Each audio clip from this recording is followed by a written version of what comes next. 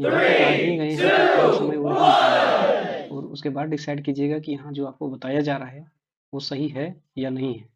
तुरंत वीडियो छोड़ के मत चले जाइए। जो भी नए हैं उनको सबसे पहले मैं बता देना चाहता हूँ कि हम लोगों ने एक सीरीज चलाई हुई है साइंस के प्रैक्टिस बैच का ये है। ये किसके किसके लिए उपयोगी होगा, ये एनटीपीसी हो गया, रेलवे का कोई भी एग्जामिनेशन हो गया, एसएससी हो गया, या जिनमें भी साइंस पूछा जाता है जनरल साइंस, उसके लिए बहुत ही इंपॉर्टेंट है। क्वेश्चन बताने का तरीका क्या होगा कि जो भी क्वेश्चन आएगा वो ऐसा नहीं है कि फलाना आंसर आया तो उसका टिक करके हम लोग आगे बढ़ जाएंगे। उस अनुसार तो हम लोग 5 मिनट में ही 25 क्वेश्चन कर लेंगे, लेकिन हम लोग ऐसे सीखेंगे कि चीज़ों को जो हम लोग को लंबे समय तक याद रहे, लॉन्ग टर्म में हमारे दिमाग में फिट हो जाए। और इसके लिए क्या है कि जो भी यहाँ पे क्वेश्चन आएगा तो उसमें सारा ऑप्शन के कनेक्ट करते हुए हम लोग चलेंगे और उससे संबंधित जितना बार आएगा उतना बार डिस्कस करेंगे। इससे क्या होगा कि हम लोग का रिवीजन बढ़ेगा बार बार, और बार बार रिवीजन करने से क्या होगा कि हम लोग का दिमाग में फिट बैठ जाएगा। तो बिना कोई बकवास किए हुए हम लोग वीडियो आज का शुरू करते हैं। और जो लोग चैनल में पहली बार आए हैं प्लीज़ जरूर सपोर्ट करें। चलिए हम लोग सेशन शुरू करते हैं। यहाँ पे है कि निम्न में से किस पदार्थ में ध्वनि का वेग सबसे कम होगा। तो ये तो बहुत सिंपल क्वेश्चन है, इस क्वेश्चन तो सबको आ रहा है, इसका आंसर सभी लोग जान रहे हैं कि क्या होगा, ये वायु होगा। और सबसे पहले ये भी बता देना चाहते हैं हिंदी का क्वेश्चन से देख के इंग्लिश मीडियम वाले जो भी हैं वो नज़रअंदाज ना करें, क्योंकि भले ही क्वेश्चन इंग्लिश में है, इसमें आपको एक्सप्लेनेशन जनरली इंग्लिश में ही मिलेगा और हिंदी वाले को भी दिक्कत नहीं होगा और इंग्लिश वाले को भी दिक्कत नहीं होगा, दोनों बैलेंस होकर चलेगा, यानी बाइलिंगुअल होगा, इससे कोई प्रॉब्लम नहीं आने वाला है। तो यहाँ पे है कि निम्न में से किस पदार्थ की ध्वनि का वेग सबसे कम होगा। इंग्लिश वालों के लिए है कि in which of the following options the speed of sound is least, यानी कि सबसे कम किस में पाया जाता है। तो किस में हो गया, वायु। वायु यानी कि क्या हो जाएगा, एयर में। अब हम लोग इससे संबंधित कुछ फैक्ट पर डिस्कशन कर लेते हैं। एयर का जो स्पीड होता है ना, विभिन्न एयर का जो स्पीड होता है, मतलब तरह तरह के मीडियम में जो चेंज होते रहता है, तरह तरह के मीडियम में चेंज होते रहता है एयर का स्पीड के बारे में। जैसे कि एयर का अगर हम नॉर्मल स्पीड जो कहेंगे, ये 0 डिग्री सेल्सियस पर जो होता है वो कितना होता है, 332 मीटर पर सेकंड होता है। यही अगर आप वाटर में चल जाइएगा तो वाटर में इसका स्पीड कितना हो जाएगा, वाटर में इसका स्पीड हो जाएगा आपका कितना, 1493 मीटर पर सेकंड। बहुत जगह वेरी करेगा लेकिन स्टैंडर्ड यही है। अगर यहाँ सी वाटर में चले जाते हैं, सी वाटर में, तो सी वाटर में यही स्पीड आपका कितना हो जाएगा, 1493 है, यहाँ पे कितना हो जाएगा, 1533 मीटर पर सेकंड हो जाएगा। ये तो हो गया इसका। उसके बाद आप यहाँ पे अगर जाइएगा कि ध्वनि का, ये जो साउंड का स्पीड हम बता रहे हैं, साउंड का स्पीड है ये एयर में है, साउंड का स्पीड वाटर में है इतना मीटर, और साउंड का जो स्पीड है इतना में, ये साउंड का स्पीड है। साउंड का स्पीड अगर आप जिसमें देखिएगा साउंड का, इसी तरह आप अगर साउंड का स्पीड देखिएगा यहाँ पे किस में, आप यहाँ पे देखिएगा आयरन में, लोहा, लोहा में साउंड का स्पीड कितना होता है, ये है आपका 5130 मीटर पर सेकंड। एवरेज जो स्टैंडर्ड एक्सपेरिमेंट के थ्रू बना गया, उसके बाद आपका कितना है ग्लास में, शीशा में, शीशा में कितना होता है, ग्लास में, शीशा में, शीशा में है आपका 5640 मीटर पर सेकंड। उसके बाद और आपका किस में आ गया, स्टील में, स्टील में आपका कितना है, स्टील में आपका है 5940 मीटर पर सेकंड। ये तो याद रह जाएगा। ये याद कैसे है, इसको आप बार बार जितना बार आएगा ना हम लोग उतना बार रिवीजन करेंगे, उससे क्या होगा कि एक बार दो बार तीसरा बार में याद हो ही जाएगा। कुछ और जो चीज हम बता दे रहे हैं कि जो साउंड होता है, साउंड यानी कि ध्वनि जो होता है, साउंड या ध्वनि ये आपका क्या है, लॉन्गिट्यूडनल वेव है। किस तरह का वेव है, लॉन्गिट्यूडनल वेव, यानी कि ये अनुदैर्ध्य तरंग है। अनुदैर्ध्य तरंग, अनुदैर्ध्य तरंग का क्या होता है कि ये जो मीडियम ऑफ प्रोपगेशन क्या होता है, ये परपेंडिकुलर नहीं होता है, ये क्या होता है, पैरेलल होता है। क्या होता है, ये पैरेलल होता है, मीडियम ऑफ प्रोपगेशन होता है, यानी गमन करने वाला क्या होता है, ऐसे बढ़ता है, ऐसे बढ़ता है, ऐसे बढ़ता है। ये पैरेलल होगा आपका, किस तरह होगा, पैरेलल होगा, यानी आगे पीछे धकेलेगा इस डायरेक्शन। यही अगर आपका रहता है transverse wave, transverse wave, transverse wave, transverse wave यानी कि क्या हो गया, अनुप्रस्थ तरंग। क्या हो गया, अनुप्रस्थ तरंग। ये इसका एग्जांपल कौन है, लाइट वेव, प्रकाश, प्रकाश वेव क्या है, तो ये जो क्या है, ये परपेंडिकुलर चलता है, ऐसे ऐसे चलता है, ऐसे ऐसे ऐसे ऐसे चलेगा। तो ये क्या हो जाएगा, ये परपेंडिकुलर चलता है, ये समानांतर चलता है, परपेंडिकुलर यानी लंबवत चलता है। ये किस तरह चलता है, लंबवत चलता है। पूछता भी है कि जो लाइट वेव है वो ट्रांसवर्स वेव है, लॉन्गिट्यूडनल वेव। सबसे बड़ा जो डिफरेंस है कि ये जो है आपका लॉन्गिट्यूडनल वेव, इसमें हमारा जो है वो मीडियम, मीडियम अगर नहीं रहेगा ना तो ये आपका नहीं चलेगा। इसको चलने के लिए एक माध्यम की आवश्यकता होती है, इसको अगर मीडियम मीडियम चाहिए ही चाहिए। लेकिन इसमें क्या होता है कि ट्रांसवर्स वेव्स यानी कि अनुप्रस्थ में, इसमें मीडियम अगर नहीं भी रहेगा ना फिर भी ये चलेगा आपका, उसमें भी गमन कर सकता है। ये आपका आगे पीछे करेगा कौन लॉन्गिट्यूडिनल वेव यानी कि अनुदैर्ध्य तरंग, और ये जो ट्रांसवर्स वेव यूनिवर्स तरंग है वो ऊपर नीचे यानी परपेंडिकुलर चलेगा। अब देख सकते हैं कि ये क्वेश्चन से संबंधित हम लोग कितना सारा डिस्कशन कर लिए, तो उम्मीद करते हैं सेशन में मजा आ रहा होगा। चलिए चलते हैं हम लोग नेक्स्ट क्वेश्चन में। हम लोग कहाँ पे चलेंगे? नेक्स्ट क्वेश्चन में चलेंगे हम लोग यहाँ से नेक्स्ट क्वेश्चन की ओर। उससे पहले जो भी है आप लोग का जो भी क्यूरी है वगैरह है वो क्या है आप लोग डिस्कस करते हुए चलिए, ताकि आप लोग को प्रॉब्लम ना हो। ये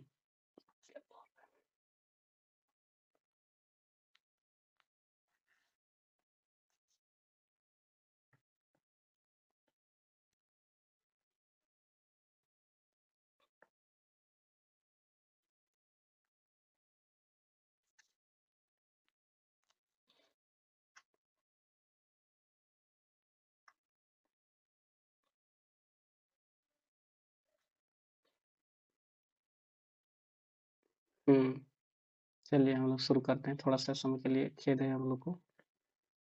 चलिए चलते हैं हम लोग नेक्स्ट क्वेश्चन में। यहाँ पे जो आपका है नेक्स्ट क्वेश्चन है। नेक्स्ट क्वेश्चन,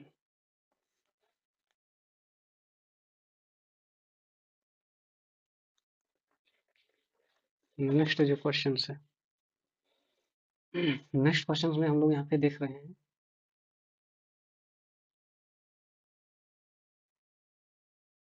नेक्स्ट क्वेश्चन में हम लोग यहाँ पे देख रहे हैं। चलिए यहाँ पे है कि AL3 का इलेक्ट्रॉनिक विन्यास जो है वो क्या पे है, यानी कि इलेक्ट्रॉनिक कॉन्फ़िगरेशन पूछा है AL3 का। तो अगर सिंपल, अगर केवल रहता अल्युमिनियम, अगर केवल अल्युमिनियम रहता तो यहाँ पे, अगर केवल अल्युमिनियम रहता तो यहाँ पे क्या हो जाता है इलेक्ट्रॉनिक कॉन्फ़िगरेशन हमारा। अगर केवल अल्युमिनियम रहता तो 2 8 हो जाता, 2 8 और 3। लेकिन अगर आयन लगा हुआ है ना, अगर यहाँ पे Al+3 लगा हुआ है, तो आयन अगर जब लगा हुआ है तो उस सिचुएशन में क्या रहेगा कि जितना प्लस रहेगा ना उतना माइनस हो जाएगा, 2 8 हो जाएगा। अगर यहाँ माइनस रहता तो यहाँ पे क्या हो जाता, 2 8 6 हो जाता। इसी तरह इन लोग को किया जाता है। और इसका भी ये है कि किसी भी परमाणु की जो होता है ना कि बाह्यतम कक्षा में अवस्थित इलेक्ट्रॉनिक को संयोजी इलेक्ट्रॉन कहा जाता है। यानी जैसे कि यहाँ पे है, तो इसको पूछता है कि संयोजी इलेक्ट्रॉन्स क्या है, तो इसको संयोजी इलेक्ट्रॉन्स या इंग्लिश में क्या बोला जाता है, वैलेंस इलेक्ट्रॉन या संयोजी इलेक्ट्रॉन इसको बोला जाता है। यानी बाह्यतम कक्षा में जो भी पाया जाता है ना उसी को संयोजी इलेक्ट्रॉन बोला जाता है। और क्या है कि किसी परमाणु के भीतर कक्षाओं में उपस्थित इलेक्ट्रॉनों को कोर इलेक्ट्रॉन कहते हैं। यानी जैसे रहता है ऐसे रहा फिर ऐसे कक्षा में, तो जो रहता है ना कि ये किसी भीतरी कक्षाओं में यानी कि जो अंदर वाला सेल्स में जो उपस्थित होता है यहाँ पे, तो उसको क्या बोला जाता है, उसको बोला जाता है कोर इलेक्ट्रॉन। कोर इलेक्ट्रॉन्स कौन, जो अंदर में पाया जाता है इनसाइड द सेल्स, उसको। आप लोग के लिए क्वेश्चन है कि ये सोडियम है, इसका इलेक्ट्रॉनिक कॉन्फ़िगरेशन क्या होगा, आप लोग कमेंट में जरूर जवाब दें। हालांकि मैं बता देता हूँ, 2 8 एक इलेक्ट्रॉनिक कॉन्फ़िगरेशन हो गया इसका। हम लोग इसी से मतलब इसी तरह डिस्कस करते हुए चलेंगे। चलिए चलते हैं हम लोग नेक्स्ट क्वेश्चन की ओर। नेक्स्ट क्वेश्चन है आपका जो है, ये बहुत ही मज़ेदार क्वेश्चन, ये बहुत ही मज़ेदार क्वेश्चन है। यहाँ पे देख सकते हैं कि दी गई जो है अभिक्रिया है, यानी एक रिएक्शन दिया गया है। रिएक्शन क्या है, BaCl2 Na2SO4 और BaSO4 NaCl। तो इसमें क्या हो रहा है कि बेरियम जो है वो यहाँ पे इसके साथ जुड़ जा रहा है, इसके साथ, और ये जो है इसके साथ जुड़ जा रहा है। तो एक तरह से क्या हो गया, 2 बार विस्थापन हो रहा है, इसलिए डबल डिस्प्लेसमेंट रिएक्शन हुआ, दोहरी विस्थापन। यानी कि इसको हम क्या बोलते हैं, डबल डिस्प्लेसमेंट रिएक्शन। इसको क्या बोलेंगे, डबल डिस्प्लेसमेंट से रिएक्शन, डबल डिस्प्लेसमेंट रिएक्शन। अब इससे संबंधित कुछ हम लोगों पढ़ भी लेते हैं, क्योंकि जो डबल डिस्प्लेसमेंट रिएक्शन है आपका, यही जो है वो अवक्षेप का निर्माण करता है। यही क्या करता है, अवक्षेप का निर्माण करता है।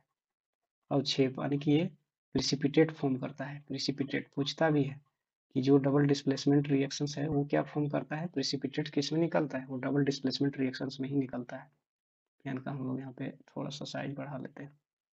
डबल डिस्प्लेसमेंट रिएक्शन होता है, एक जो है, एक होता है, मैं आप लोग को एक सामने एक उदाहरण दे रहा हूँ, C+O2। ये आपका क्या हो गया, CO2। ये आप लोग बताइए कि ये किस तरह का रिएक्शन है, यानी कि ये एक्सोथर्मिक है या एंडोथर्मिक है, यानी ऊष्माक्षेपी या ऊष्मा अवशोषी है। ये एंडोथर्मिक क्या होगा, ऊष्मा अवशोषी, और एक्सोथर्मिक ऊष्माक्षेपी। तो ये जो है आपका, ये है क्या, ऊष्माक्षेपी है यानी एक्सोथर्मिक। इसको देने से क्या होता है, हीट जो है वो रिलीज होता है। हीट क्या होता है, हीट, हीट ये रिलीज होता है। चलिए चलते हैं हम लोग नेक्स्ट क्वेश्चन में। डिस्प्लेसमेंट रिएक्शंस क्या होता है कि जिसमें एक ही चीज का डिस्प्लेसमेंट हो रहा हो। नेक्स्ट क्वेश्चन में हम लोग डिस्कस करते हैं। चलते हैं, आप लोग देख रहे हैं कि केवल क्वेश्चंस को बता नहीं दिया जा रहा, बाकी उससे संबंधित डिस्कशन हो रहा है ताकि कॉन्सेप्ट क्लियर होते रहे। अब यहाँ पे जो क्वेश्चन आ रहा है वो आप लोग देखिए, यहाँ पे बोल रहा है कि अधिकांश नवीकरणीय ऊर्जा स्रोतों से होने वाली हानि है। तो अधिकांश नवीकरणीय ऊर्जा स्रोतों से होने वाली हानि है। तो नवीकरणीय स्रोत सबसे पहले बोला किसको जाता है? ऊर्जा के सबसे पहले जो है दो स्रोत होते हैं, परंपरागत दो स्रोत होते हैं, कन्वेंशनल सोर्स ऑफ एनर्जी। एक होता है परंपरागत, कन्वेंशनल, कन्वेंशनल हो गया, और एक हो गया हम लोग का नॉन कन्वेंशनल, गैर परंपरागत। ये हो गया परंपरागत और ये हो गया non conventional. Non conventional source of energy. Conventional में हम लोग का क्या क्या आ जाएगा? कन्वेंशनल में हम लोग का आ जाएगा कोयला, कोल आ जाएगा। उसके बाद हम लोग का आ जाएगा पेट्रोलियम, आ जाएगा पेट्रोल आ जाएगा। उसके बाद हम लोग का डीजल आ जाएगा। ये सब जो है ये क्या है? ये है हम लोग का conventional source of energy. Non conventional में हम लोग का कौन कौन आ जाएगा? ऊर्जा के गैर परंपरागत में, गैर परंपरागत में हम लोग का क्या आ जाएगा? जैसे कि आ जाएगा एयर एनर्जी, एयर या उसी को विंड एनर्जी बोलता है। उसके बाद जो फेमस है इंडिया में, सोलर एनर्जी। क्या है? Solar energy. सोलर एनर्जी से संबंधित आ रहा है कि सोलर एनर्जी जो है इंडियन सोलर अलायंस का, जो इंटरनेशनल सोलर अलायंस का जो है हेडक्वार्टर कहाँ पे है? तो आपका हेडक्वार्टर जो है वो हरियाणा के गुरुग्राम में पाया जाता है, हरियाणा के गुरुग्राम में पाया जाता है। उसके बाद यहाँ पे है आप लोग का हो गया, वो भारत सरकार जो है अभी सबसे ज़्यादा इसी पर ध्यान दे रही है, सोलर एनर्जी पर ध्यान दे रही है। और जो हम लोग का पूछेगा कि जो मुख्य कारण है जीवाश्म ईंधन का, फॉसिल्स फ्यूल्स का, फॉसिल्स फ्यूल का यानी कि जीवाश्म ईंधन का जो मुख्य कारण है वो कौन है? तो वो है आपका CO2। CO2 जो है आपका एक प्रमुख ग्रीन हाउस गैस है, ग्रीन हाउस गैस है, मेन ग्रीन हाउस गैस है, ये आपका प्रमुख ग्रीन हाउस गैस है। ग्लोबल वार्मिंग जो है हम लोग का इसी के कारण होता है। ग्लोबल वार्मिंग का मूल कारण क्या है? आपका जो ग्लोबल वार्मिंग है, ग्लोबल वार्मिंग का मुख्य कारण क्या है?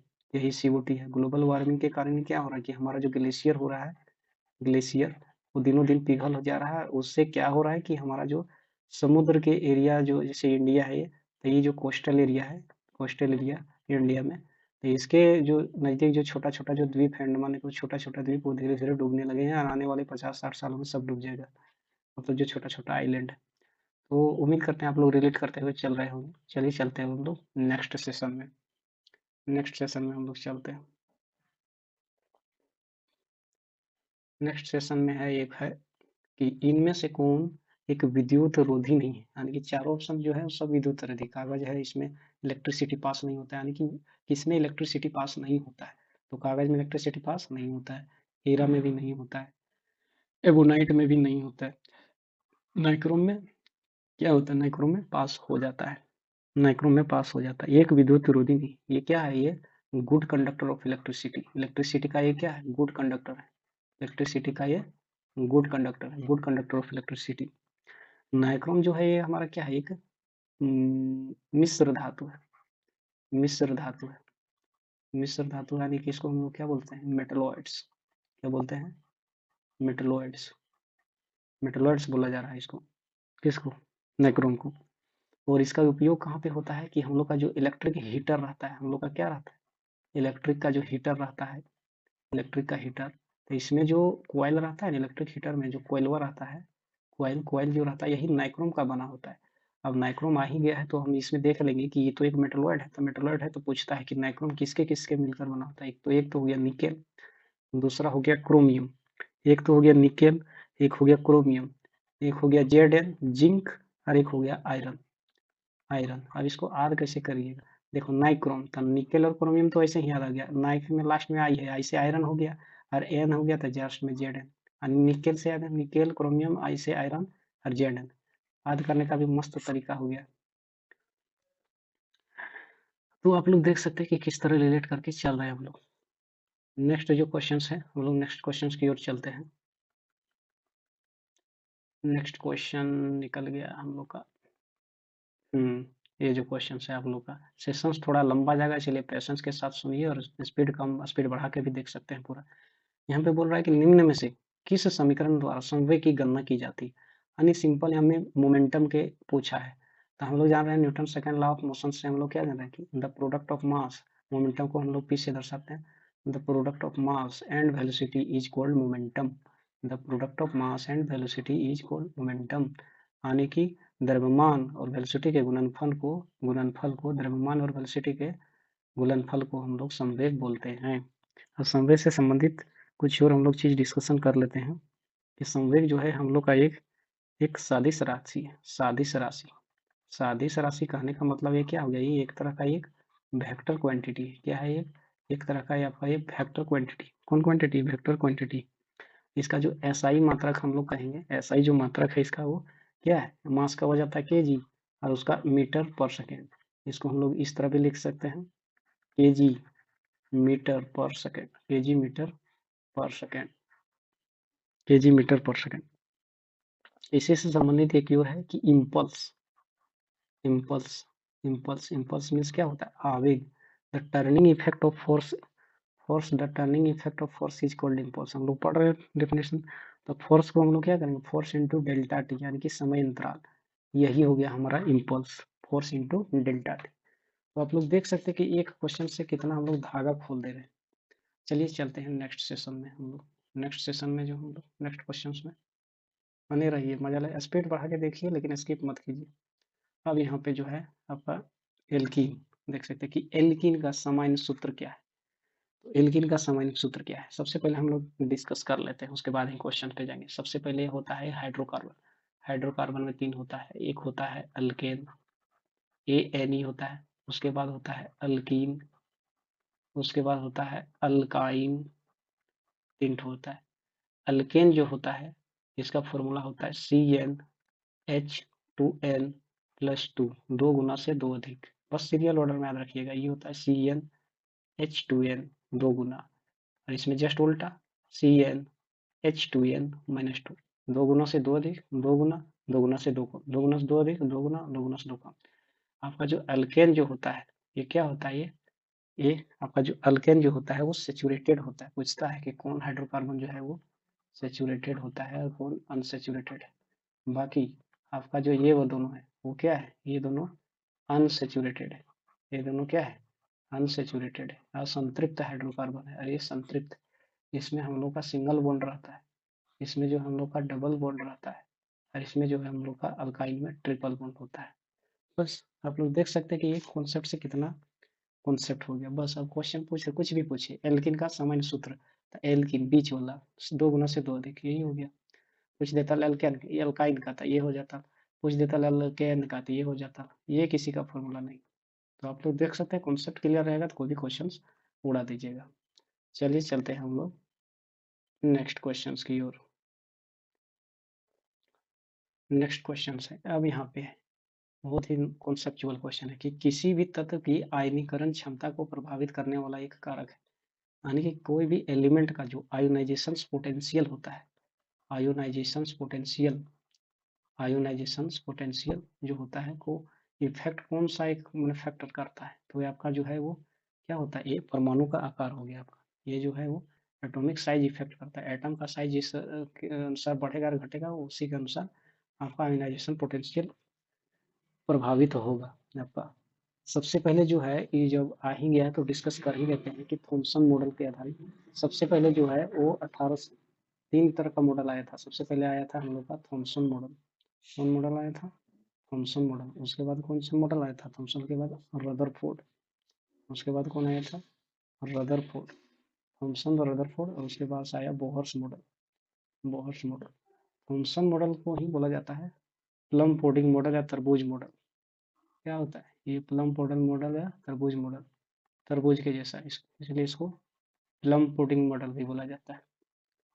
प्लम पुडिंग मॉडल या तरबूज मॉडल। इसमें जो बीज था ना, तरबूज का बीज, उसको इलेक्ट्रॉन माना गया था। प्लम पुडिंग मॉडल बोला गया था इसको। ठोस गोला माना था इसमें, और जिसका जो होता है ना न्यूक्लियस वो बीच में होता है, इसलिए इसको तरबूज मॉडल और प्लम पुडिंग मॉडल भी कहते हैं। और रदरफोर्ड पे आते हैं। हमारा जो रदरफोर्ड है, रदरफोर्ड ने क्या किया था? रदरफोर्ड ने न्यूक्लियस का खोज किया था। रदरफोर्ड ने किसका खोज किया था? न्यूक्लियस। रदरफोर्ड का हम लोग एक्सपेरिमेंट भी पढ़ते हैं, Rutherford alpha scattering, Rutherford alpha scattering element. आप लोग यहाँ पे राइटिंग पे मत जाइएगा और चैनल छोटा देख के मत हो जाइए। आपको जो कंटेंट मिल रहा है ना वो पूरा यूट्यूब में बड़ा बड़ा चैनल को टक्कर देगा। बोहर्स मॉडल, बोहर्स मॉडल जो है वो बोहर्स ने जो मॉडल दिया था वो इस पे था, क्वांटम थ्योरी पे डिपेंड था। ये क्वेश्चन पूछता है कि बोहर्स ने जो मॉडल दिया था वो किस थ्योरी पर आधारित था, वो क्वांटम थ्योरी पर आधारित था। बस आप देख सकते हैं कि ये क्वेश्चंस को कितना धागा खोल जाते हैं, और जितना बार आएगा उतना बार डिस्कशन करेंगे हम लोग। चलिए चलते हैं हम लोग नेक्स्ट क्वेश्चन की ओर। नेक्स्ट क्वेश्चन, नेक्स्ट जो क्वेश्चन है यहाँ पे है कि निम्न में से, यहाँ पे देख सकते हैं तो बोल रहा है कि निम्न में से किस तत्व के लिए प्रतीक में 2 अक्षर शब्द शामिल है। सबसे पहले इससे संबंधित एक हम पहले यही बता देते हैं कि संकेत के आधार पर, यानी कि जो सिंबल के आधार पर, सिंबल के आधार पर जो नाम रखने का काम सबसे पहले किया था ना, वो बर्जिलियस ने पूछा था। बर्जिलियस, रेलवे ने इसको 2-3 बार पूछा है कि सबसे पहले ने कौन किसने आरंभ किया था संकेत के आधार पर नाम देने का काम, तो वो बर्जिलियस ने किया था। किसने किया था? बर्जिलियस ने किया था। अब यहाँ पे क्वेश्चन जो है कि निम्नलिखित में से किस तत्व के लिए प्रतीक में 2 अक्षर शामिल होते हैं, तो 2 अक्षर शामिल किसमें होता है? ये आपका किसमें होगा? आयरन में। कार्बन का आप देख लीजिए, कार्बन का क्या होता है? सी होता है। आप आयोडीन का देख लीजिए, यहाँ पे क्या होता है? आई हो गया। क्लोरीन का एफ हो गया। लेकिन यहाँ पे देखिए इसमें क्या हो जाएगा? एग्जामिनेशन आपसे चाह रहा है कि आपका जो है सबको आपको आना चाहिए, वही आपसे एग्जामिनेशन एग्जामिनर देखने को। तो मजा आ रहा होगा सेशन में। चलिए चलते हैं नेक्स्ट सेशन में, सॉरी नेक्स्ट क्वेश्चन की ओर। क्वेश्चन नंबर 10वां, क्वेश्चन नंबर 10वां। चलिए 10वां बढ़ गया। यहाँ पे देखिए क्वेश्चन नंबर जो 10वां बोल रहा है कि किस कोण से फेंके जाने पर कोई वस्तु सर्वाधिक दूरी पर क्षेपित करेगी। यानी ये तो बहुत इजी क्वेश्चन है, सबको जान रहा है कि 45 डिग्री होगा। प्रोजेक्टाइल मोशंस, यहाँ पे किस मोशंस के बारे में बोल रहा है? प्रोजेक्टाइल मोशंस के बारे में। प्रोजेक्टाइल मोशन, प्रोजेक्टाइल मोशंस होता है क्या है कि अगर ये कोई परपेंडिकुलर है और ये है क्षैतिज, आपका ये हो गया आपका हॉरिजॉन्टल, और ये हो गया आपका परपेंडिकुलर, तो यहाँ से अगर कोई आदमी ढेलक आप लोग देख रहे हैं गांव देहात में जो लड़का रहता है वो क्या करता है, अगर ढेलक फेंक रहा है ना, ढेलक फेंक के आम, मान लेते हैं कि ये कोई आम का पेड़ है, ठीक है, और यहाँ से कोई बच्चा आम झड़ रहा था, ऐसे फेंकेगा परवलाई कार, मतलब ऐसे, तो यही सिचुएशन यहाँ पे है। यहाँ से अगर इस तरह अगर कोई जा रहा है प्रोजेक्टाइल कर रहा है एक तरह से, तो बोल रहा है कि कौन सा एंगल पर फेंकेगा कि सबसे ज्यादा दूर जो है बच्चा ढलक फेंक पाएगा, तो वो थीटा क्या होगा? 45 डिग्री पर। फिर यही जो फॉर्मूला है आपका किसमें लागू होता है? इसमें जेवलिन थ्रो में, भाला फेंक में। भाला फेंक से आ गया किसका? नीरज चोपड़ा, हमारे देश में नीरज चोपड़ा ने भाला फेंक, भाला फेंक से ही 7 अगस्त को क्या मनाया जाता है? भाला फेंक दिवस, क्योंकि इसी दिन पहली बार गोल्ड मेडल जीता था Paris Olympic, sorry Tokyo Olympic था या पेरिस ओलंपिक, टोक्यो ओलंपिक था। तो फिर छोड़िए, यहाँ पे जो इस क्वेश्चन का आंसर है वो 45 डिग्री होगा। चलिए चलते हैं हम लोग नेक्स्ट क्वेश्चन की ओर। नेक्स्ट क्वेश्चन की ओर हम लोग चलते हैं यहाँ पे क्वेश्चन नंबर 11 की ओर। यहाँ पे देखिए, आप लोग छोटा छोटा क्वेश्चन मत देखिए, उससे संबंधित कॉन्सेप्ट आप देखिए। और यहाँ पे इसको पढ़ने से पहले हम लोग यहाँ पे देखते हैं कि हम लोग जानते हैं कि मैकेनिकल एनर्जी, या जिसको आंतरिक ऊर्जा बोलता है, मैकेनिकल एनर्जी बराबर क्या होता है? मैकेनिकल से एनर्जी बराबर होता है हम लोग का क्या होता है? काइनेटिक एनर्जी जो कि स्थितिज ऊर्जा है, सॉरी गतिज ऊर्जा, प्लस पोटेंशियल एनर्जी जो कि स्थितिज ऊर्जा। पोटेंशियल एनर्जी क्या हो गया? ये हो गया मेरा काइनेटिक एनर्जी, यहाँ पे लिख देते हैं, हिंदी और इंग्लिश वाले कंफ्यूजन है। गतिज ऊर्जा, स्थितिज ऊर्जा मेरा क्या हो गया? ये पोटेंशियल एनर्जी हो गया। और ये क्या हो गया? मैकेनिकल एनर्जी हो गया मेरा। बस इसी को घुमा दिया, मैकेनिकल में माइनस कर दिया पोटेंशियल को, तो मैकेनिकल में अगर हम माइनस कर देंगे किसको? पोटेंशियल एनर्जी को, पोटेंशियल एनर्जी को, तो मेरे पास क्या आ जाएगा? Kinetic energy. बस यही यही आपसे इस सवाल में पूछा गया था कि आपको बेसिक चीज याद रहा ही नहीं। अब पोटेंशियल एनर्जी आ गया, तो पोटेंशियल एनर्जी हम लोग डिस्कस कर लेते हैं। पोटेंशियल एनर्जी इक्वल टू क्या होता है? एम जी एच, याद रखिएगा आप लोग, एम जी और एच, ये हो गया आपका पोटेंशियल एनर्जी। और ये इसका उदाहरण कौन कौन है कि डैम में जो है आपका रुका हुआ पानी में क्या रहता है? Potential energy. आपका जो खींचा हुआ जो स्ट्रिंग रहता है, स्ट्रिंग यानी कि तार, उसमें क्या होता है? Potential energy. उसके बाद आपका अगर कोई तीर छोड़ता है तो उसमें तीर छोड़ता नहीं, तीर को टना हुआ डोरी पोटेंशियल एनर्जी रहता है। उसके बाद आपका क्या होता है? बहुत चीज इसमें, मतलब उठा हुआ हथौड़ा में भी पोटेंशियल एनर्जी रहता है। गतिज एनर्जी, एनर्जी हो गया मतलब काइनेटिक एनर्जी, बहता हुआ पानी। आप लोग देख सकते हैं कि ये क्वेश्चन, अब यहाँ पे काइनेटिक एनर्जी का जो एक फॉर्मूला क्या होता है? Half M V square, half M V square. ये आपका किसका हो गया? ये आपका पोटेंशियल एनर्जी का हो गया। आप लोग देख सकते हैं कि सेशंस में मजा आ रहा होगा। चलिए चलते हैं हम लोग नेक्स्ट क्वेश्चन में। जब भी आएगा इसी तरह हम लोग इंपॉर्टेंट क्वेश्चन को डिस्कस करते हुए चलेंगे, और ये सीरीज एकदम आप लोग अगर अच्छा रिस्पॉन्स रहा तो यकीन मानिए आप लोग को रटवा दूंगा मैं। साइंस, साइंस का एक भी क्वेश्चन नहीं छूटेगा। अब यहाँ पे बोल रहा है कि जब एटीपी में टर्मिनल फॉस्फेट लिंकेज जल का उपयोग करके विखंडित होता है, तो ये आपका जो है ना, ये आपका फैक्चुअल क्वेश्चन है एक तरह का ये आपका क्या है, फैक्चुअल क्वेश्चन। ये आपको याद रखना ही होगा या यूँ कहें रटना ही होगा। इसका आंसर क्या होगा, 30.5 किलो जूल पर मोल। चलिए चलते हैं हम लोग नेक्स्ट क्वेश्चन की ओर। आज पूरा सेशंस कंप्लीट करके ही छोड़ेंगे। चलिए यहाँ पे है कि निम्न में से कौन सा जीव जो है, निम्न में से यहाँ पे है कि निम्न में से कौन सा जीव मत्स्य वर्ग से संबंधित है। मत्स्य वर्ग मतलब क्या हुआ है कि कौन सा जो है नीचे which of the following given option is related to the fish fish class, fish वर्ग, यानी कि आप समझ सकते हैं कि मछली वर्ग से संबंधित कौन है। तो देखने में तो ये भी लग रहा है jelly fish, silver fish, star fish, लेकिन इसका सही आंसर क्या होगा, डॉग फिश होगा। कुछ और हम लोग यहाँ पे देख लेते हैं सबसे पहले कि हम लोग का जो फिश होता है ना, फिश, हम लोग का जो फिश होता है, पूछता है क्वेश्चन कि फिश जो होता है वो आपका किस मतलब किस तरह के पानी में पाया जाता है। तो ये जो है आपका हुआ फिश जो है वो आपका साल्टी वाटर में पाया जाएगा। और किस में पाया जाएगा, इसमें हिंदी में इसको जनरली जो है आपका ये साल्टी वाटर में ही पाया जाता है। उसके बाद यहाँ आपसे पूछता है कि ये क्या होता है, ये फिश जो होता है अनियत तापी होता है, यानी टेम्परेचर फिक्स नहीं रहता है। ये फिश क्या होता है, ये अनियत तापी, यानी कि इसमें टेम्परेचर इसका फिक्स नहीं रहता है। उसके बाद इसमें श्वसन जो होता है, रेस्पिरेशन जो किया जाता है वो किससे किया जाता है, क्लोम के द्वारा। ये किसमें किया जाता है, क्लोम के द्वारा, क्लोम के माध्यम से अपना रेस्पिरेशन श्वसन करता है। ये जल में अंडा देने वाला वर्टिब्री है। ये जनरली क्या करता है, अंडा देता है, उसी से इसका फिर मेटामॉर्फोसिस होता है, धीरे धीरे आगे बढ़ते रहता है। मत्स्य यानी कि जो मछली जो रहता है ना, मछली का शरीर जो रहता है वो धारा यानी लाइनिंग वगैरह बना हुआ रहता है, और इसका बाह्य कंकाल जो है वो सल्कों के रूप में पाया जाता है, सल्क के जैसा। किसके जैसा, सल्क के जैसा। उम्मीद करते हैं आप लोग को सेशंस में मजा आ रहा हो कि एक ही चीज से कितनी सारी सीखने को मिल रही, कितनी सारी चीजें। चलिए चलते हैं हम लोग नेक्स्ट क्वेश्चन की ओर। नेक्स्ट जो क्वेश्चन है यहाँ पे है हम लोग, हाँ ये देखिए बहुत ही मजेदार क्वेश्चन है। यहाँ पे देखिए बोल रहा है कि इसमें कि न्यूलैंड जो है, सबसे पहले यहाँ पे तीन चीज आप लोग याद रखिएगा। एक है 1864, उसके बाद यहाँ पे याद रखिएगा 1869, उसके बाद याद रखिएगा यहाँ पे 1913। बस इसी ऑर्डर में याद रखिएगा, 1864, 1869, 1913। 1864 में क्या हुआ था ना, न्यूलैंड्स ने न्यूलैंड्स जो वैज्ञानिक था, न्यूलैंड्स न्यूलैंड जो वैज्ञानिक था, उन्होंने परमाणु द्रव्यमानों के बढ़ते क्रम के अनुसार तत्वों का ज्ञात किया था, और उसी के अनुसार ये जो भी जो था ये आपका एटॉमिक मास पे आधारित था।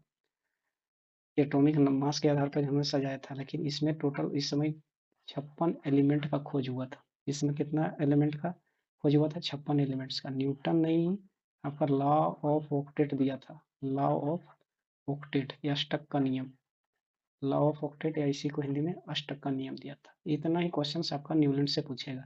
ये एटॉमिक मास पे आधारित था, 56 एलिमेंट खोजा गया था, लॉ ऑफ ऑक्टेट पे आधारित था।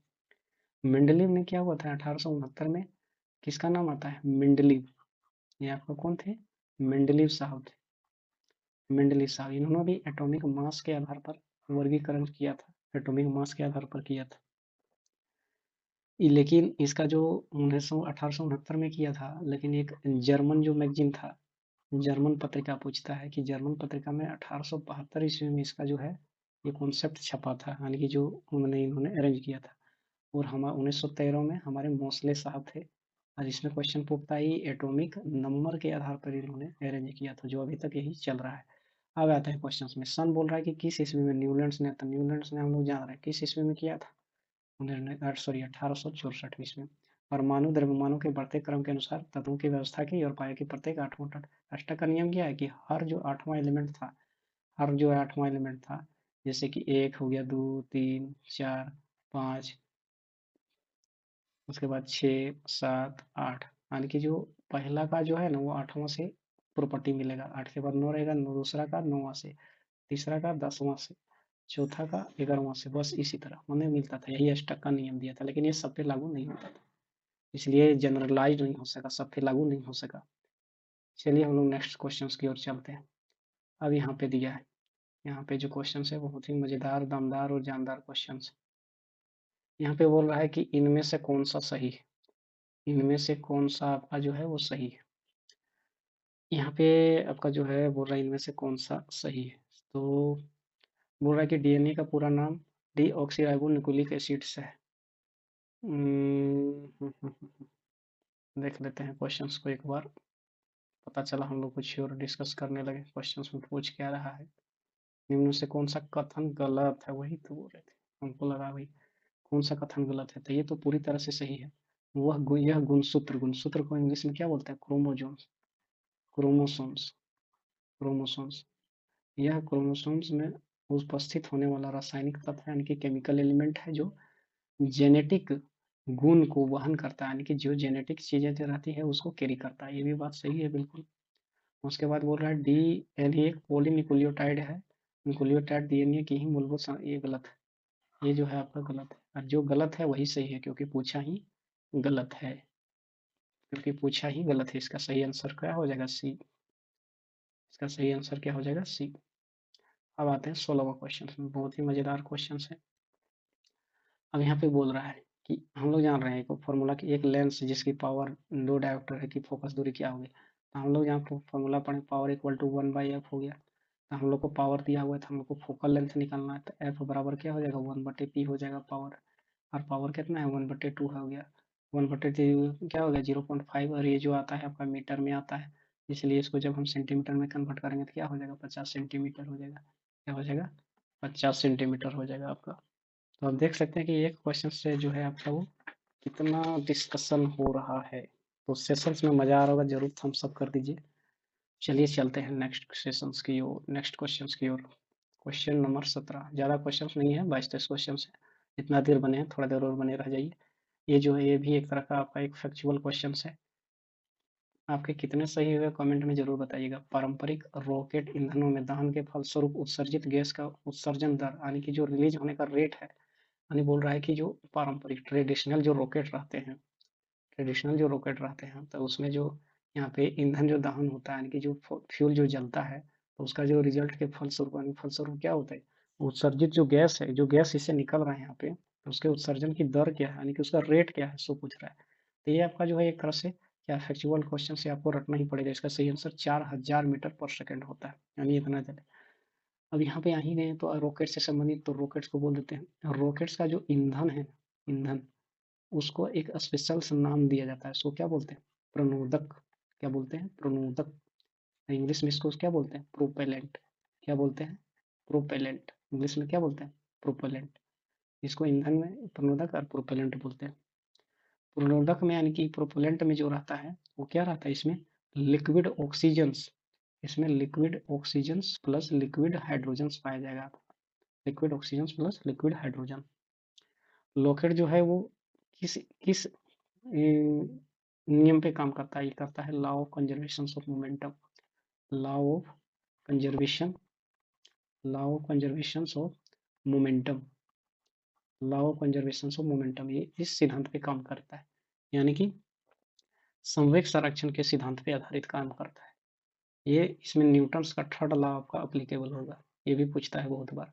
आप लोग देख सकते हैं कि ये क्वेश्चन से कितना डिस्कस हो रहा है। चलिए चलते हैं हम लोग नेक्स्ट क्वेश्चन की, क्वेश्चन नंबर 18वां, ज़्यादा क्वेश्चन नहीं बचा हुआ है, आप लोग पूरा सेशन देख के ही जाइएगा। हाँ, ये जो क्वेश्चन है बहुत ही मस्त क्वेश्चन कि पौधों में उस ऊतक का नाम क्या है जो कंफ्यूज नहीं हुई, जड़ों से पौधों के अन्य हिस्सों में पानी और खनिज पहुंच जाता है, तो ये आपका हो गया जाइलम, सबको जानता है। फ्लोएम का काम क्या होता है, जाइलम आ गया, तो सबसे पहले होता है कि कॉम्प्लेक्स परमानेंट टिश्यू में दो टाइप्स आते हैं। सबसे पहले जो है वो कॉम्प्लेक्स परमानेंट टिश्यू का दो टाइप्स होता है, complex permanent tissue, complex permanent tissue में दो टाइप आएगा। एक हमारा आएगा कौन सा, एक आएगा हमारा जाइलम, जाइलम, और एक आएगा हमारा फ्लोएम। एक आएगा जाइलम, एक होगा फ्लोएम। जाइलम, जाइलम से संबंधित क्या होता है, जाइलम जो खनिज वगैरह रहता है उसको ऊपर पहुंचाता है। जाइलम जो है वो क्या करता है, एक तरह से एक पहुंचाता है, और ये एक मैकेनिकल स्ट्रेंथ प्रदान, मैकेनिकल सपोर्ट करता है, मैकेनिकल सपोर्ट प्रोवाइड करता है किसको, पौधों को। और फ्लोएम का काम क्या है कि जो भी फल खाना वगैरह बनेगा वो ऊपर से नीचे आएगा, ये ओमनी, ये क्या होता है, ये ओमनी डायरेक्शंस में जाता है, ये सभी दिशाओं में जैसे क्वेश्चन पूछता है ये जो फ्लोएम है वो सभी दिशा में जा सकते हैं। ओमनी डायरेक्शंस का मतलब क्या हुआ कि ये सभी दिशा में जा सकते हैं। लेकिन हमारा जो जाइलम है ये क्या है, यूनि डायरेक्शनल होता है, एक ही दिशा, एक दिशी होता है। यूनि डायरेक्शनल यानी कि एक ही दिशा में जा सकता है, एक दिशी होता है और ये सब दिशा में जा सकता है। इसका काम क्या है कि जो भी खाना बनेगा वो सभी पेड़ पौधे के तना वगैरह तक पहुंचाना। जाइलम को पढ़ाया क्या बोला जाता है, वुड बोला जाता है। फ्लोएम का जो मुख्य कार्य क्या होता है कि पत्तियों द्वारा जो भोजन तैयार किया गया आपका, पत्तियों द्वारा भोजन जो तैयार किया गया उसको पेड़ के अन्य भागों तक पहुंचाने का काम यही रहता है। जाइलम और फ्लोएम जो दोनों क्या है, एक तरह का कॉम्प्लेक्स परमानेंट टिश्यू है। चलिए चलते हैं हम लोग नेक्स्ट क्वेश्चन की ओर। उम्मीद करते हैं सेशंस में मजा आ रहा है। कोई भी चीज़ को मज़ेदार करना हो तो उसका डिस्कस कर दीजिए। ये क्वेश्चंस भी फैक्चुअल है, आप लोग देख सकते हैं। अभी हम लोग थोड़ी देर पहले डिस्कस किए थे। ये जो इसका जो साइज रहता है, ये मतलब ये जो परवलयाकार होता है, प्रोजेक्टाइल मोशंस वाला क्वेश्चन है ये। प्रोजेक्टाइल मोशंस वाला, प्रोजेक्टाइल मोशन में क्या होता है, ये प्रोजेक्टाइल के रूप में जाता है। यहाँ पे हम लोग पढ़े थे कि 45 डिग्री में जिस तरफ भाला फेंका जाता है, तो ये इस तरह क्या होता है, परवलय होता है। किसी प्रक्षेप का प्रक्षेप वक्र पथ क्या होता है, ये हो गया आपका पथ, तो ये क्या हो गया, एक तरह के परवलयाकार। चलिए हम लोग चलते हैं नेक्स्ट क्वेश्चन की ओर। Question number 20। Question number 20। Question number 20, हाँ ये आ गया वर्क से क्वेश्चन। वर्क से आगे यहाँ पे पूछा है कि जो है निम्न में से कौन सा एक गुण नहीं है। किसका गुण नहीं है, कार्य का। कार्य से पहले हम लोग कॉन्सेप्ट पढ़ लेते हैं। वर्क बराबर क्या होता है, एफ इंटू एस, या क्या होता है एफ एस कोस थीटा होता है। यहाँ पे कोस थीटा, कोस में थीटा का मान अगर 0 डिग्री रहा तो 1 हो गया, अगर 90 डिग्री रहा तो वैल्यू 0 हो जाएगा। ये चीज़ याद रखिएगा। इस चीज़ में क्यों बता रहा हूँ, इसका एक रीजन भी है। कार्य जो है और कार्य से संबंधित कुछ इंपॉर्टेंट फैक्ट्स भी हम लोग डिस्कस कर लेते हैं यहाँ पे। तो फैक्ट्स को डिस्कस करने के लिए सबसे पहले हम लोग स्लाइड ले लेते हैं यहाँ पे। ठीक है, चलिए यहाँ पे हम लोग ले लिए, अच्छा से डिस्कस कर लेते हैं। सबसे पहले हम लोग वर्क बराबर हम लोग जान रहे हैं क्या होता है, एफ एस, या यहाँ पे क्या हो जाएगा एफ एस कोस थीटा होता है। सबसे पहले हम लोग कॉन्सेप्ट बिल्ड करते हैं, उसके बाद क्वेश्चन से देखेंगे।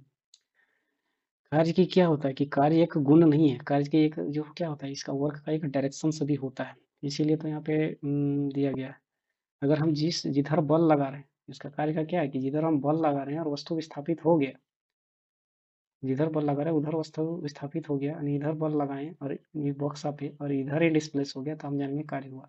और कोई भी चीज़ अगर हम बल इधर लगा रहे हैं और काम उधर हो रहा है और 90 डिग्री का एंगल बन रहा है, थीटा बराबर 90 डिग्री, तो आपको विज्ञान, भले आप थक के चूर हो जाइए, और विज्ञान की भाषा में उसको हम लोग बोलेंगे कि कोई कार्य नहीं हुआ, यानी इसको जीरो वर्क बोलेंगे। जैसे अगर आप लोग कितना बड़ा पहलवान है, आप लोग दीवार में धक्का लगा रहे हैं, दीवार नहीं टसक रहा है, यानी जिसके डायरेक्शन में आप बल लगा रहे हैं उस डायरेक्शन में नहीं टसक रहा है, तो उसको हम बोलेंगे कि जीरो वर्क हुआ। तो यही कारण है कि और हम यहाँ पे पढ़ लेते हैं पहले कि इसका एस आई जो मात्रक है वो क्या है, यहाँ पे आपका जूल है। ये आपका क्या है, जूल है। हमारा जो एक और है कि वर्क जो हमारा वो पॉजिटिव भी हो सकता है, वर्क हमारा नेगेटिव भी हो सकता है, और वर्क हमारा जीरो भी हो सकता है। वो आने वाले क्वेश्चन जब आएगा तो उसमें हम लोग डिस्कस करेंगे कि किस सिचुएशंस में पॉजिटिव होगा, किस सिचुएशंस में नेगेटिव होगा, किस सिचुएशंस में जीरो हो जाएगा। अगर बल और विस्थापन, बल ये फोर्स में एफ मीन्स बल हो गया, एस फिर डिस्प्लेसमेंट या विस्थापन, अगर इन दोनों के बीच अगर थीटा अगर 90 डिग्री बना ना, यानी लंबवत हो गया, तो यहाँ पे वर्क हम लोग का माना जाएगा कि जीरो हुआ। यही कारण है कि अगर स्टेशन में कोई कुल्ली अपना माथा पे रखा हुआ है, कितना बड़ा वजन लेके अपने स्टेशन में खड़ा है, तो विज्ञान के भाषा में हम बोलेंगे कि जीरो वर्क हुआ, क्योंकि थीटा बराबर 90 डिग्री है। तो चलिए हम लोग चल जाते हैं क्वेश्चंस की ओर। सबसे पहले देख लेंगे कि क्वेश्चन से आखिर जो है क्या। यहाँ पे बोल रहा है कि निम्न में से क्या कार्य का एक गुण नहीं है। तो गुण कौन सा नहीं है, यहाँ पे हम देखेंगे कार्य की दिशा होती है, यही तो गुण नहीं है, ये गलत बात है। और यहाँ पे बोला एक गुण नहीं, कार्य किए जाने के लिए एक वस्तु पर बल लगाया जाना आवश्यक है। बात सही बात है, बल लगाएंगे इस वस्तु पर तभी तो आगे बढ़ेगा ही। कार्य का केवल परिणाम होता है, सही बात है, इसमें डायरेक्शंस का कोई जरूरी नहीं। कार्य के होने के लिए वस्तु का स्थापन होना आवश्यक है, सही बात है। अगर हम बल लगा रहे हैं और डिस्प्लेस हुआ तभी तो विज्ञान की भाषा में उसको कार्य बोला जाएगा। चलिए चलते हैं आज की कक्षा का सेकंड लास्ट क्वेश्चन। ज़्यादा इतना देर आप लोग पेशेंस रखें, थोड़ा तो क्वेश्चन और रखिए। ये जो क्वेश्चन है आपका, यहाँ पे आप देख सकते हैं, बोल रहा है कि निम्न में से कौन सा कथन सही या गलत है। तो कौन सा कथन सही या गलत है, तो यहाँ पे बोल रहा है कि 114 तत्वों में से 22 अधातुएं या अन्य अधातुएं। ये तो क्वेश्चन सही लग रहा है। ये तो क्वेश्चन आपका सही है। 114 में से 22 अधातु अन्य अधातु हैं। क्वेश्चन भी उसके बाद बोल रहा है कि 118 में से 22 धातु अन्य धातु, ये गलत है। बॉक्साइड्स Al2O3 2H2O गैंग का एक उदाहरण है, ये भी गलत है। केवल इसका सही आंसर क्या होगा, सही होगा। चलिए चलते हैं नेक्स्ट क्वेश्चन की ओर। लास्ट जो क्वेश्चन है आज का, सही आज का जो लास्ट क्वेश्चन है आप यहाँ पे देखिएगा, बहुत ही मजेदार क्वेश्चन है, लोग पेशेंस के साथ बने रहिएगा। यहाँ पे बोल रहा है टरबाइन द्वारा बहते पानी और हवा का प्रयोग किसको किस में परिवर्तन करता है, किसको किस में परिवर्तन करता है। तो हम सभी जान रहे हैं कि अगर यहाँ पे टरबाइन का काम क्या है कि मान लेते हैं एक डैम बना हुआ है, यहाँ पे डैम बना हुआ है, डैम, और यहाँ से डैम बना हुआ है, यहाँ पे पानी जमा है। तो क्या करता है कि डैम के पानी को यहाँ पे नीचे गिराया जाता है और यहीं पे एक टरबाइन लगा दिया जाता है, यहीं पे एक टरबाइन लगा दिया जाता है। और यहाँ से पानी अगर गिर रहा है इस पर, तो टरबाइन क्या करेगा, घूमना चालू कर देगा। टरबाइन क्या करेगा, घूमना चालू कर देगा। और टरबाइन जब घूमना चालू कर देगा तो टरबाइन में क्या आ जाता है, गतिज ऊर्जा। यहाँ पे जो अभी हम थोड़ा देर पहले बताएं, डैम में जो पानी रहता है उसमें कौन सा ऊर्जा स्थित रहता है, उसमें स्थितिज ऊर्जा यानी पोटेंशियल एनर्जी रहता है। यही पोटेंशियल एनर्जी जब टरबाइन पर गिरता है, तो टरबाइन में गिरता है तो टरबाइन घूमना शुरू कर देता है, यानी इसमें गतिज ऊर्जा आ जाता है। तो गतिज ऊर्जा आ जाता है, इसी को फिर मशीन में लगा के टेक्नोलॉजी के माध्यम से उसमें बिजली उत्पन्न किया जाता है। therefore इसका आंसर क्या होगा, गतिज ऊर्जा को विद्युत ऊर्जा में परिवर्तित करता है। बहुत सारा चीज है, जैसे कि सितार है, उसमें यांत्रिक ऊर्जा को ध्वनि ऊर्जा में किया जाता है। हमारा जो इलेक्ट्रिक सेल है, हमारा जो इलेक्ट्रिक सेल्स है, यानी विद्युत जो सेल है, छोटा छोटा जो बैटरी है, उसमें क्या रहता है, केमिकल एनर्जी को कन्वर्ट किया जाता है उसमें इलेक्ट्रिकल एनर्जी में। उसके बाद हमारा मोमबत्ती जो हो गया, मोमबत्ती में भी हमारा क्या होता है, इसमें इसमें हमारा रासायनिक ऊर्जा को प्रकाश ऊर्जा में, हीट एंड लाइट एनर्जी में कन्वर्ट कर दिया जाता है। उसके बाद जो माइक्रोफोन होता है, एक तरह का माइक्रोफोन, माइक्रोफोन में भी क्या होता है, उसमें साउंड एनर्जी को इलेक्ट्रिकल एनर्जी में कन्वर्ट कर दिया जाता है, साउंड को इलेक्ट्रिकल एनर्जी में कन्वर्ट कर दिया जाता है। उसके बाद एक हमारा है इलेक्ट्रिक बल्ब। सब छोटा छोटा क्वेश्चन है, लेकिन कॉन्सेप्ट क्लियर रहेगा तो फिर आप टाइम कम टाइम में कर। इलेक्ट्रिक बल्ब क्या करता है, ये उल्टा करता है, ये इलेक्ट्रिकल एनर्जी को कन्वर्ट कर देता है किसमें, हीट एनर्जी में एंड लाइट एनर्जी में कन्वर्ट कर देता है। उसके बाद एक जलता हुआ कोयला, गांव घर में देखते हैं, होटल वगैरह में जलता हुआ कोयला, कौन कोयला, जलता हुआ कोयला। जलता हुआ कोयला में क्या होता है, रासायनिक ऊर्जा यानी कि केमिकल एनर्जी जो रहता है उसको किस में होता है, हीट एनर्जी में कन्वर्ट कर देता है। बाकी आपका एक डायनमो होता है, डायनमो, डायनमो क्या करता है, डायनमो जो होता है वो मैकेनिकल एनर्जी जो रहता है डायनेमो, उसको विद्युत ऊर्जा में यानी कि इलेक्ट्रिकल एनर्जी में कन्वर्ट कर देता है। तो उम्मीद करते हैं आज का सेशन में बहुत ही मजा आया होगा। अगर आप लोग का रिव्यू अच्छा रहा तो निश्चित ही ये जो सीरीज है ये कंटिन्यू किया जाएगा, और आप लोग का सेशंस, ये जितने भी सारे क्वेश्चन है, सारे के सारे क्वेश्चन प्रीवियस ईयर क्वेश्चन है, एक भी आलतू फालतू क्वेश्चन नहीं। तो प्लीज चैनल को जरूर सब्सक्राइब करें, उससे मोटिवेशन मिलता है, और लाइक और शेयर जरूर करें। Bye bye and take care, मिलते हैं नेक्स्ट वीडियो में।